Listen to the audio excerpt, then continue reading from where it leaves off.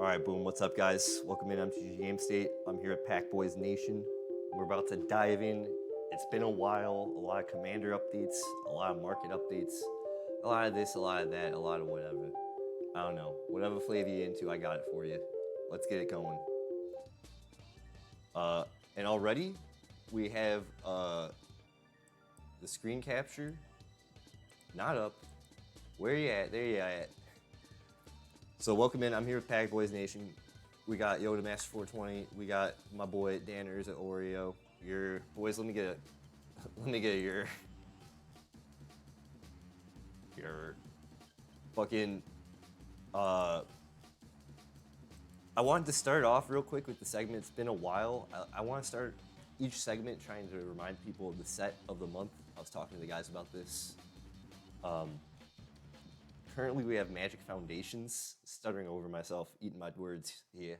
We got Magic the Gathering Foundations, which is going to be the core set replacement set where the cards are going to be legal and standard till I believe, I don't even know, maybe 5 years from now, 6 years from now. And it's a lot of vanilla, even if though I say vanilla, but a lot of like regular faces from just Magic's history, and then new cards as well. So it's 50-50 old cards, 50-50 new cards. So like Omniscience and stuff, some of your bangers, but then you got Land and War Elves as always, like a good supplemental piece to have. And just things that are going to be in standard, which might haven't been in a while. And of course, there's going to be the cute anime girl print art everyone's going to go crazy for. But yeah, I don't know. We were just talking about it, me and the guys earlier, and I think it's going to be a good way for people to get into standard, because they're already making core sets pretty intense as already. I think a good rebrand was good for this product, because then it's going to have like a good like what Pokemon did initially when it came out. You're going to get like a beginner box and then an intermediate box, and Magic has done this before in its past too. So I feel like this is kind of just a updated synergistic product, kind of doing the old thing but new thing. You know what I'm saying? Yeah, I'm talking with it. So there'll be just other things besides your play booster pack. You'll have your collector's boosters packs, your bundles, jumpstart. So there's not going to be precons for this, no, because this is like a core set. There's not going to be like ever. I don't know if in the core set for like 21 or 22 or anything, if they ever did commander decks like that either. But anyways, October. I think it's dope. Everyone's been hyped with just the spoilers and showing people like their favorite cards that are coming back and what they're expecting. We've been going over in the Discord.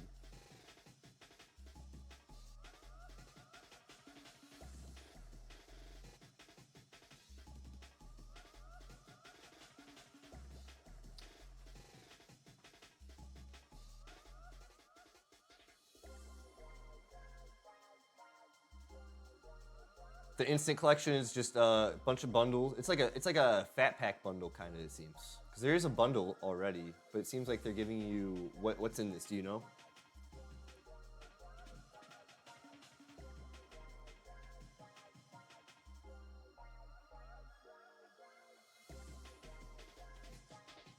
Yeah, and the beginner box gives you a playmat as well. But I was wondering if you knew about the instant collection, like what's in it, like what do we get in it? I feel like it's giving us the same as like the bundle, but maybe extra packs. I don't know.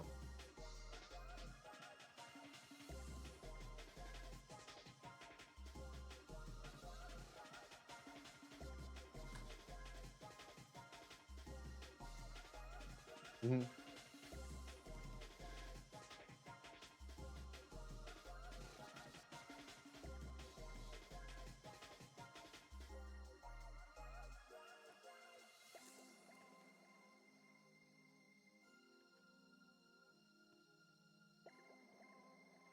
Dude, I I've been pushing you, dude. I think you got a good brain to do it better than me.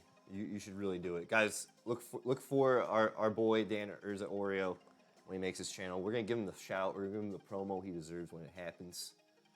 For real, been saying he's got a big head when it comes to MTG. He's a good source in our community to go to as well to just ask questions for. just among other members like Hida as well. You two are just people I could talk to endlessly about cards.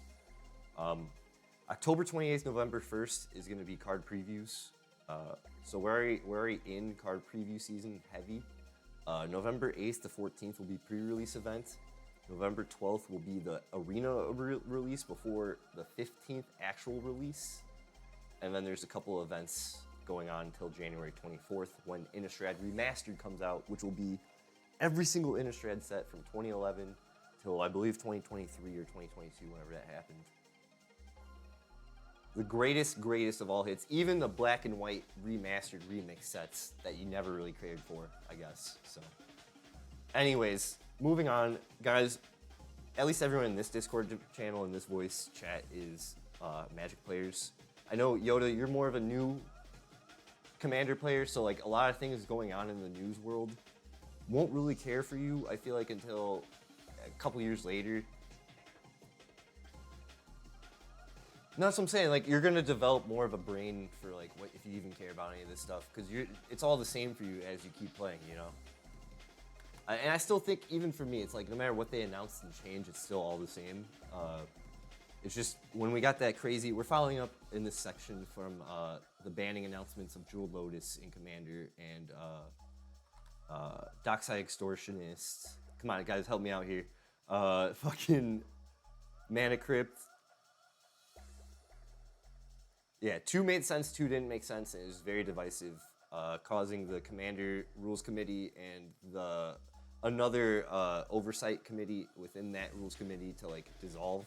Some were including people from, over death threats, and just people took it really seriously to make people who are just regular normal people, even if they're content creators or not, very uncomfortable with how they felt, if they felt that their decisions casted that much weight on people's emotions. And it kind of ruined it for everyone, which in a way made it so the Magic design team is now the Commander Rules Committee. The Magic design team, the Wizards of the Coast in-house people, the employees of the card game we play, are in charge of the fan-made format oversight of at least the banning. And Gavin Verhey is running the whole thing, at least as far as like he's been vocal and at front. Yeah. And I know over time he's gonna have more help. Yeah. He's just the front guy introducing it all. And this article came out post MagicCon. If you guys been following along my hardcore people in the off MTG Game State scene in the Magic world, you know Gavin's been on the lives just explaining that people don't need to worry. He's actually one of the most passionate employees in Wizards of the Coast for Magic total, I feel, anyways. Hey, that's just me. But well, at least when he talks about like design and like in-house things, it seems like he's like exactly. And basically long-winded thing, Commander's format panel has a new mission, and this group will be working on with their design team and other teams at Wizards to help provide feedback and craft the Commander experience. They're going to have an ongoing group Discord where they'll discuss the format throughout the week, each week. And I think that's good because as a Marvel Snap player, they have a Discord where they have huge communication. I think this needs to happen for all formats in Magic. Magic's a city. It's a city of cities. It's not. Yeah, some of us are in the hood, some of us are in the ivory towers, some of us are in the floating cloud deserts. But it's not like a Final Fantasy world. It's like a city with cities among it and different avenues. It's Ravnica. I feel Magic is like Ravnica. You go down the wrong street, you don't know what's going on. And I think these communities, like we in the Pack Boys community have been recently talking about Pauper, and just Standard or Pioneer. Discords outside of the Magic Discord, or even if it's a part of the official Wizards Discord, that are gonna give us a way to respond to the designers and have them have feedback direct with us. It just seems they're synergizing down into a way that we can all communicate and yell at each other in a Discord, okay? And I like that because in Marvel Snap it's like that, and just other serious games you need that kind of relationship in a way. So the format was just set up to also reclass and rethink what Commander is and what cards are. they don't really mention in this article. If they do, it's a long one. It'll be linked in the description. We've talked about it. There's going to be tiers of Magic cards. I think tier 1 are cards that are like can go in any deck, even if they're broken or rare. It doesn't necessarily. Yeah, and then tier 4 is like niche cards that can't just plug play in anything. And I think even then that's very philosophical where we get there. But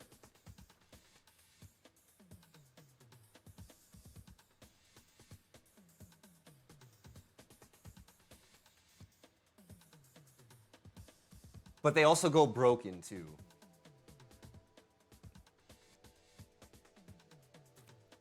And I was talking with CEDH players in the Pack Boys community. Shout out In Response, shout out Chill Bro. You guys know who you are.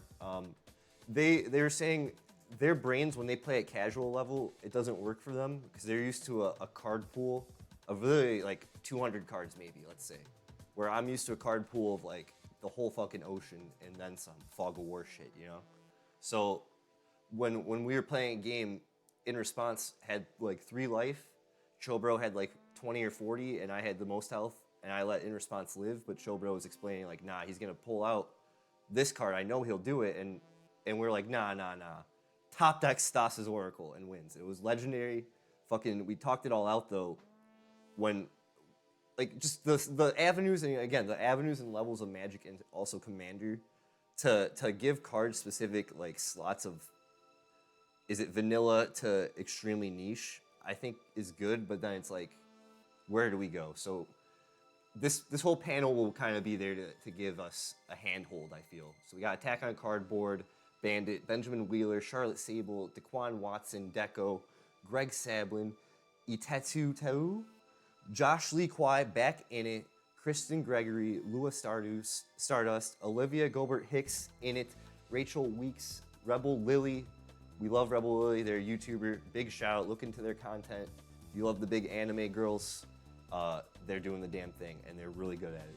Also really knowledgeable and insane in any format of Magic, I feel, when it comes to their knowledge. Scott Larrabee, Tim Willoughby, and Toby Elliott. These are your panel of people. You can go on the links and you can click on everyone and you can get the whole who are they, what they do.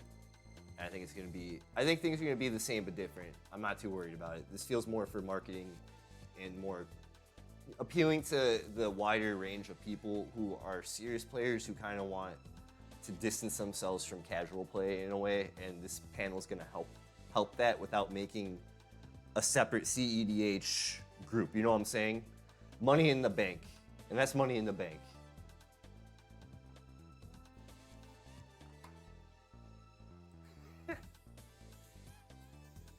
Mm-hmm.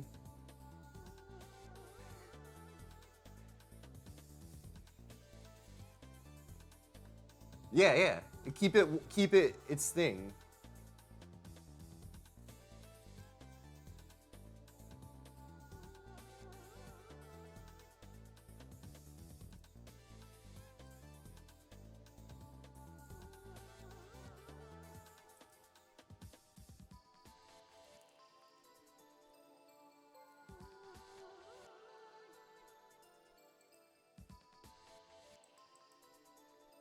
No, yeah, and that's what I'm saying. You got a lot of different heads of people who play the game and maybe have had parts of design. I know Scott Larrabee, he's a super OG. So just people like that having a good mix of young and new faces, and even a judge, Toby Elliott.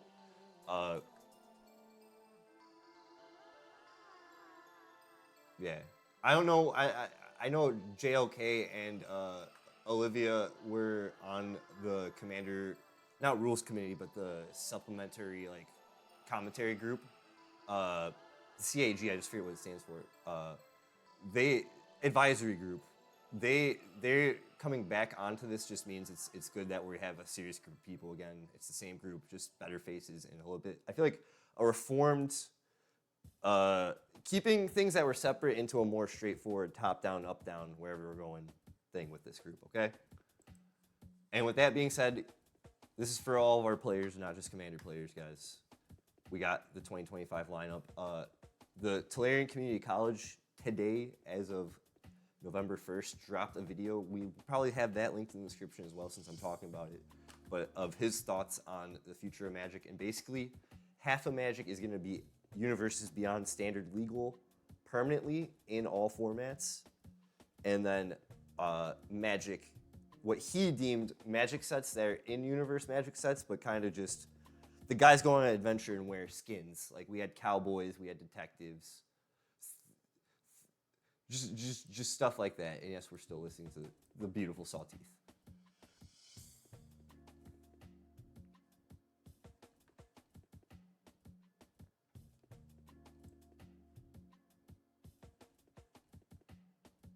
Mm-hmm.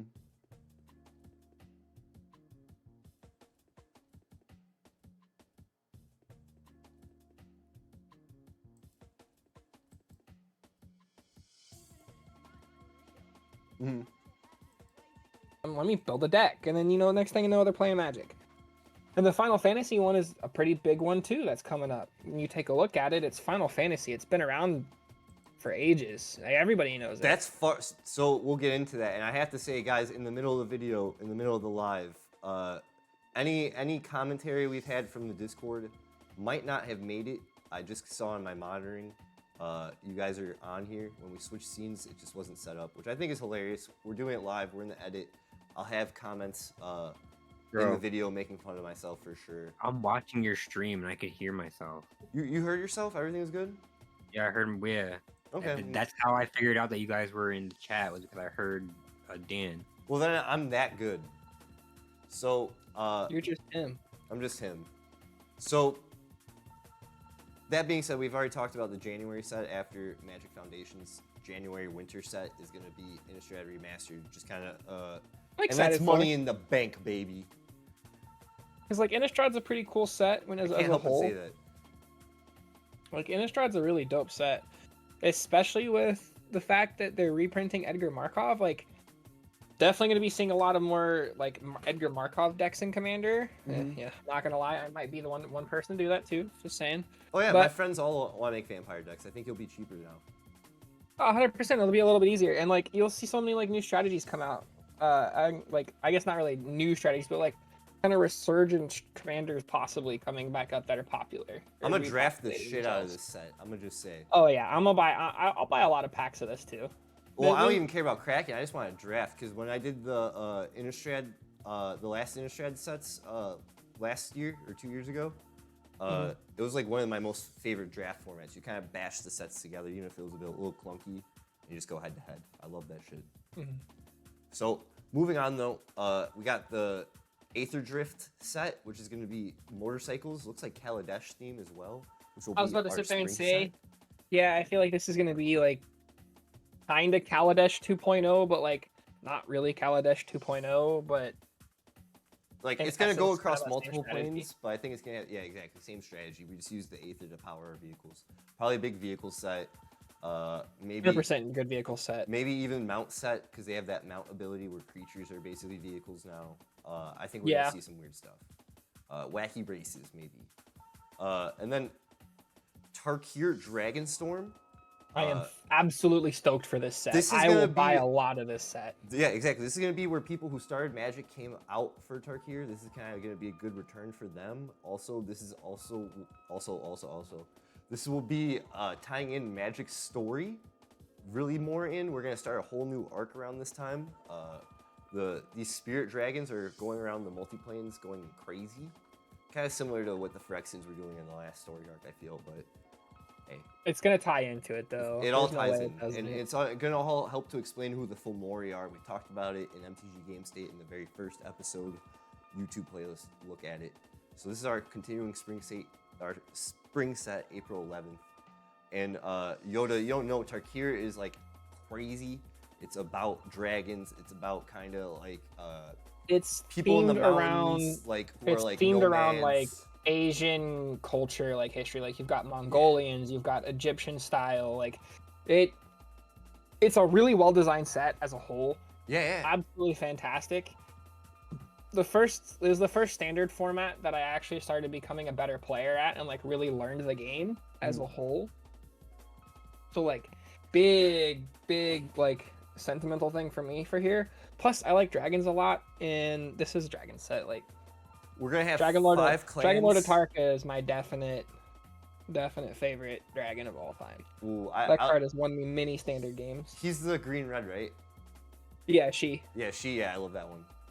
So we're gonna have 5 clans battle against a surge of lethal dragons, some familiar faces, and blah blah blah. I think it's gonna go hard. That's coming in April. Final Fantasy. This set's gonna go hard. This is gonna be us kissing the Final Fantasy set. I know the Universes Beyond has some people upset, but I think this is gonna have some insane equips. Commander people are gonna go bonkers for this set for Voltron builds, and having stuff from this set, legal and standard, legacy, and vintage for a while is gonna be kind of spooky too, though. I think. I don't know. I feel like everything's okay with Universes Beyond. It doesn't really worry me as much as people try to make it, even if we have SpongeBob Secret Lair at the very end of this, which is real, but none of this bothers me too much. Like Spider-Man 2025, and then the only thing that again really interests me, besides like any negative comments the community really has to have, is just how cool and new this all is to what we're getting, and. You know what I'm saying? It's all about just playing. Dude, I think this Edge of Eternity set looks really cool too. Like, dude, think about it. Space. Think about it. Like it's the place where the planes meet. Like we're going in between the planes here. We're going where the Eldrazi reside. You think we might get some Eldrazi action or some like weird in between? Action? This is gonna be a really cool set, regardless. I mean, take a look at that art. That's dope art. It's gonna be a space opera too, so this is gonna be like Star Wars. And like Star Wars, like Dune, Star Trek. Yeah, exactly. It might even be like Dune. Dude, we might get some Dune references even. If not, I'll make them. And it's gonna mark the return of a long absent villain from MTG Universe, Tezzeret, which I feel like we saw him like at War of the Spark, but still, I guess it's a while ago. And then, of course, moving on, Spider-Man set, full Spidey set, which I was wrong, guys. The Marvel set won't be heroes, villains. Looks like we're just getting straight into the hero Spidey. Yo, wait, so we are getting actual sets? Yeah, this is all real, bro. This ain't a joke. I thought they were just gonna be those stupid. No, that's a secret lair. That's a secret lair. Yeah, those are the secret layers. But we are getting a full Spider-Man set, bro. That's what's up. Also, commander decks and like 60 card decks and everything. Oh yeah, I don't doubt there even probably be commander decks for this because the Spider-Man set will probably have the commander deck. Yeah. Can't wait for that. So it's first time they announced this at New York Comic Con panel, kind of that there's going to be a full standard set of Spider-Man. Around the time we kind of found out about those secret layer drops you're talking about, Yoda. That's wild. And we're gonna get into those right now. They're not. I don't want to go through the whole rank. I just kind of wanted to glance over it. All the articles will be in the description of the video if everyone wants to like really dig into this. But what Yoda Master was talking about was just the secret layer that was spoiled to us. Some people were like, "Wait, is this like the commanders? What is this?" But then you see the logo, it's secret layer. And then Wizards finally announced to us what the hell we're looking at. This is off MTG Rocks, just what some of the stuff we're seeing here. I'm hyped for Wolverine. I know some people are hyped for Iron Man. Can't wait for Captain America. Dan's hyped for Captain America. Yoda, who you hyped Favorite for? superhero of all time. Dang, bruh. I'm gonna have to go Wolverine, on God. I'm kind of Wolverine life. Wolverine's a cool strategy to play. Like, you get to play like a fight deck in Commander. That's dope. That's what I'm doing. I'm going full fight mode. 100%. Like, that strategy, that's gonna go tough. Black Panther was the one card I didn't see, so I wanted to see what he does. It's a 2-drop, 2/2. First strike, survey the realm. When Black Panther or another creature you control enters, put a +1 counter on target land you control. Mind Vibranium. Move all +1 counters from target land you control on target creature. Oh shit. If one or more +1 counters are moved this way, you gain that much life and draw a card. Card's kind of good. Card's kind of bonkers good. Oh my god. This with an Atraxa deck's gonna go nuts. Anyone who cares about +1 counters and moving them, I think it's gonna be good. And that's gonna be like the big key. That's gonna be the big key strategy. You're gonna see a lot with it. You're gonna see that. Yeah. and like just +1 counter doublers. So I just wanted to look at that. We already knew what Captain America does. He kind of just, you want to put equips on him and then remove him, throw the shield. Just throw the shield, I'm guys. throwing everything. Iron Man's gonna be nuts. He's kind of like a huge mad spell slinger deck. You just create a treasure token, and then you can sack a non-creature artifact, and if you do, search your library for an artifact card with mana value equal to +1. So he's just birthing pod. It's birthing pod, but like awesome. Yeah, but in blue red. This is like a really cool. This is a really cool strategy. And all my Marvel Snapheads, I know you know Storm locks down locations. She's not doing it at this time. She is, when she deals combat damage to a player, the next instant or sorcery spell you cast this turn has Storm. So you're just going mad spell slinger deck in Temur, I think this is. Yeah, and Teamer, yeah. Which is gonna go pretty nasty. I'm actually kind of hyped for Definitely Storm too. definitely the #1 commander out of this like set of secret layers. This is like the CDH community's going bonkers over this. I might build Storm actually, yeah, because this is nuts. Anything with Storm is gonna go hard, anyways. Like Storm or Cascade are just hard. I think hard. the thing that I find it like challenging is that like I'd totally build this. Like this sounds like a fun build. Yo, we got Sunny in But- chat. You're but like you gotta like cast a bunch of spells in your main phase, and then you gotta go to combat, swing with Storm, and then you get to like fully combo off. So it's like a slight uphill battle in creating that. yeah, you Because like you don't want to seem like the threat, but like you also want to get a decent Storm count and then just go crazy. I'm just going the over slime, whatever, the slime that has Storm, Soul Ring, and then the Kraken, get unlimited colorless or whatever, storm in the slime and create multiple copies. You get what I'm saying? You know what I'm talking about? Well, Commander players that know what I'm one, talking about. yeah, that one has Storm alone, but like I think what would be cool with this is to sit there and be like play like a ramp package and like storm off with ramp spells and then go from there. Oh, appear like you're just storming only your ramp and then go big harder. Well, no, like let's say you get your storm up to like, let's say you go like a couple cheap mana like artifacts and then go into like maybe like a cantrip and then you go like, okay, cool, swing with Storm. I didn't really get anything, and then just be like, ah, cool, I lied. I'm gonna cast this ramp spell. Storm is like 6. Like you imagine 6 Kodama reaches on this stack. Like, oh, dude, key core strategy right there. Chef's kiss. Have all those lands come into play untapped with like Spelunking or Amulet of Vigor. go crazy. Dude, oh, can you? Storm is broken. No, you can't. They don't all have a way to put each other in their builds. Maybe Iron Man, but he doesn't kind of synergize. I was gonna say if you could find a way to put Black Panther into a deck with a Storm deck like that. I don't know. Just kind of get your Storm off on creatures, make them big with him. I don't know. I'm going crazy, but these are the secret layer the secret layer cards for Marvel. I'm pretty hyped on them. I'm not a hater at all this time around. Usually secret layers, people are haters or lovers, you know. It's hit or miss. So that being said, coming into the end of MTG Game State segment, everyone's favorite, the Market Watch. Dan, I think you're gonna like this the most. Yoda, if you're interested in some cards for commander builds, I might have you as well. Starting it off with #1 on my list. It's from First Zendikar, Blade of the Blood Chief. And this is becoming big because in modern Tron builds, they're using this. Hardened Scales, Yawgmoth, Vizier builds. Average listing as of October 28th, $8.41. Market's buying at $4.24. It seems like maybe average listing at $12 or $13 might be happening. It's just market hasn't caught up yet. What this is a 1-drop artifact, 1-drop equip. Whenever a creature dies, put a +1 counter on equipped creature. If equipped creature is a vampire, put 2 +1 counters on it instead.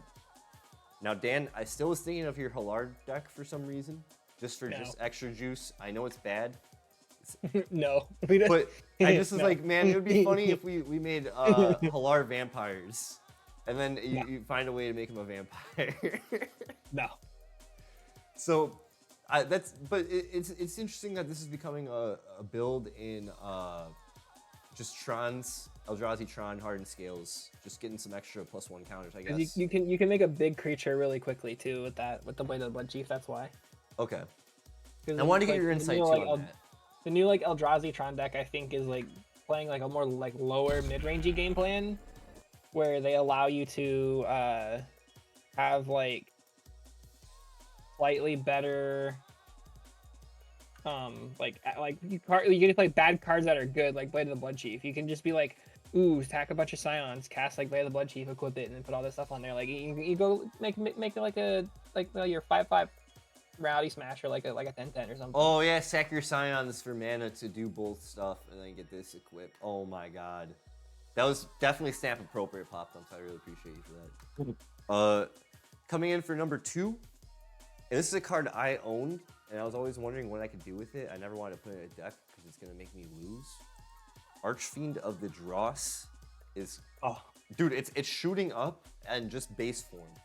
Because of Magic on Vegas, this was an all-star. Probably yeah. Rakdos, mono black aggro, Delirium. Yep. The Rakdos, the green red mid range, or the green black mid range deck. Like yeah. If your standard deck plays black, you're playing this card. So on October 28th, so far market update, we're seeing average listing at $5.22. Market's buying at $5.33. I have a feeling people will list this to $10, $15 pretty soon, maybe. Maybe it'll hover up to $7. I'm definitely gonna pick up a playset of this. Yeah, for that whole like getting into like standard form, like getting into the game format kind of like concept. It'd be like a good card to pick up. Like if you get it, don't be upset. What he does is Archfiend of the Dross enters the battlefield with 4 oil counters on it. At the beginning of your upkeep, remove an oil counter from Archfiend of the Dross. Then if it has no oil counters on it, you lose the game. Don't worry about that.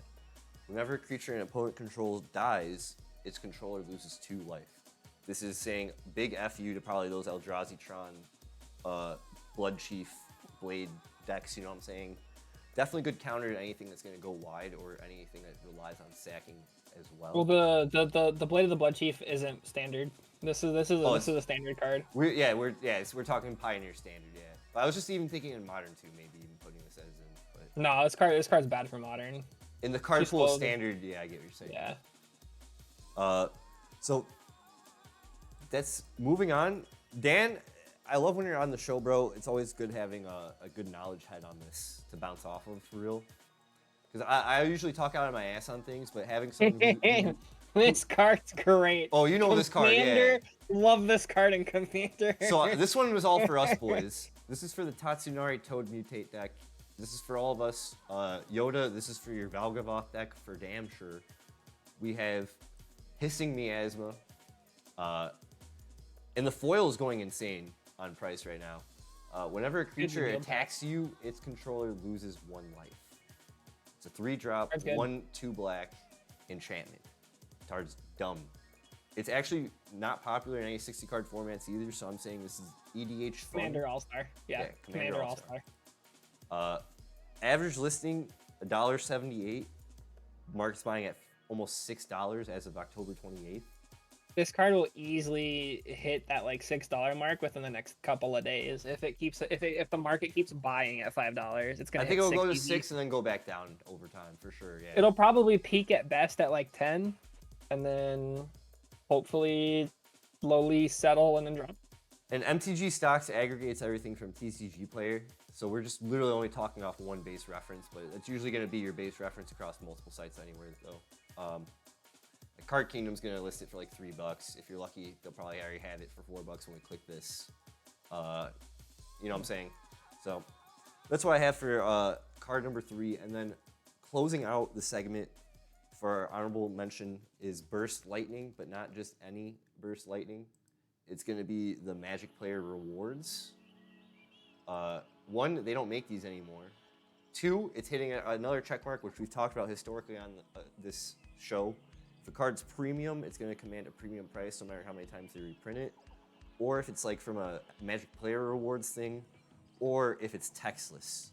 Not full art lands, I'm talking textless Magic cards. They're always going to command a high price. This hits 2 of those things. It's from a Magic Player Rewards event. It's also textless. Usually that's where they're going to come from anyways, but still. There is a list of this as well, which I'd also put on my radar. Otherwise, this is a penny card. This is just a supplemental card you want to put in your 60-card deck for whatever. But for any of my collectors, look out for the list version. It's coming in at, looks like $5. And market on as of October 28th, average listings close to $5, $4.83. Market's buying at close to $3, $2.52. I'd say realistically, people are probably gonna be paying $10 for this already right now if the average listing is $8. What this is an instant one drop with Kicker 4, Dan. You probably already have this card. Burst No, I don't Lightning play it. deals 2 damage to any target. If this spell was kicked, 4 damage instead. But it's better. There's better kicker cards that do a better version of this effect, so I play those instead. Yeah, I feel that. Well, my budget Halar build will have this as the bling, so. But I just want to give a community shout out. This is my gavel when I do my community shout outs, I guess. This is on the radar for sure for any of my collectors. Get at this, because I know I will. And I believe it might be foil too. That's another thing, which is kind of cool. So that's the segment. That's MTG Game State. It's been a while. We had a lot to talk through. I really appreciate everyone's thoughts and just everyone's like insight. Even you, Yoda, for sure, just being here as a new player. I hope we're able to convey shit to you that like makes you go, oh yeah, okay, I get what's going on. All the time. But for sure, we're gonna move on.